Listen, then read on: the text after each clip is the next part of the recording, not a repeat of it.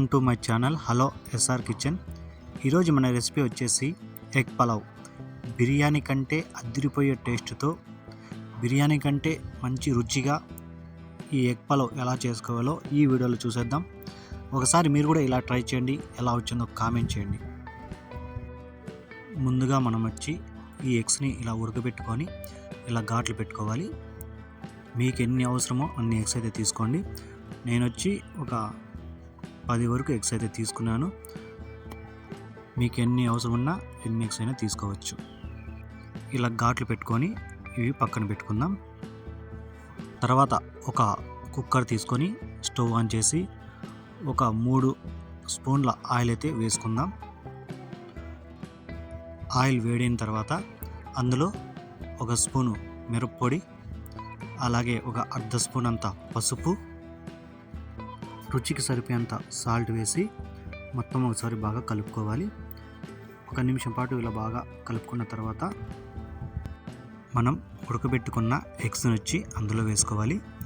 మొత్తం అందులో వేసుకొని ఇవి ఒక 2 నిమిషాల పాటు మీడియం ఫ్లేమ్లో మనం వీటిని ఫ్రై చేసుకోవాలి. ఎక్కువ నల్లగా కాకుండా ఒక మీడియంగా ఒక 2 నిమిషాలు మీడియం ఫ్లేమ్లో ఫ్రై చేసుకుంటే సరిపోతుంది. మనకేం ఎక్కువ ఫ్రై ఏం అవసరం లేదు. ఇవి బాగా ఇలా తిప్పుకుంటూ ఫ్రై చేసుకున్న తర్వాత ఇవి ఫ్రై అయినాక ఈ ఎగ్స్ అన్ని తీసుకొని ఒక ప్లేట్లో పక్కన పెట్టుకోవాలి. తర్వాత అదే ఆయిల్లో బిర్యానీ ఆకు, ఇంచి చెక్క, ఏలక బుడ్లు 2, లవంగాలు 4, ఒక అనాస పువ్వు వేసుకొని మనం వీటిని కొద్దిగా ఒక 30 సెకండ్లు ఫ్రై చేసుకుందాం.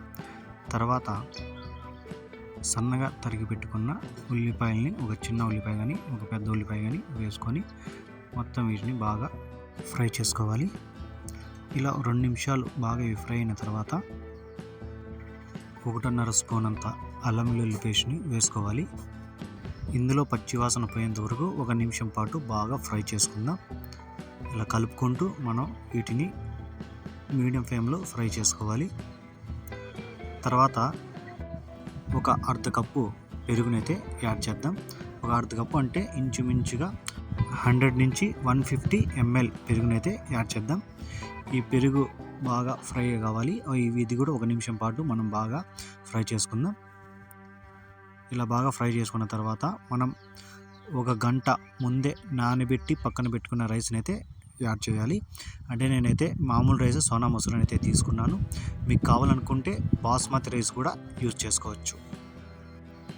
బాస్మతి రైస్ అయితే ఇంకా బాగానే ఉంటుంది, కానీ నేనైతే నార్మల్ రైసే వేసాను. సోనా మసూరి రైస్ అయితే వేసాను. మొత్తం రైస్ మొత్తం ఇట్లా వేసి ఒకసారి బాగా ఈ మసాలాలు బాగా పట్టేంత వరకు ఒకసారి బాగా కలుపుకోవాలి. కింద నుంచి పై వరకు బాగా ఇలా కలుపుకునేయాలి.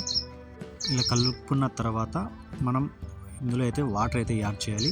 అంటే నేను ఈ గిన్నెతో అయితే ఒక గిన్నె రైస్ అయితే వేసాను. ఈ 1 గిన్నె రైస్కి వచ్చి 1.5 గిన్నె వాటర్ అయితే వేసుకోవాలి. అంటే ఒక 2 గ్లాసులకి 3 గ్లాసుల నీళ్ళు అన్నమాట. ఇలా మొత్తం వేసుకున్న తర్వాత ఉప్పు తక్కువ ఉంటే కొద్దిగా ఉప్పు వేసుకోండి. తర్వాత 1 స్పూన్ అంతా గరం మసాలా వేసుకుందాం. ఈ గరం మసాలా వేసి మొత్తం ఒకసారి బాగా కలుపుకున్న తర్వాత ఈ కొత్తిమీర, పుదీనా కొంచెం వేసుకొని సన్నగా తరుక్కొని వేసుకోవాలి.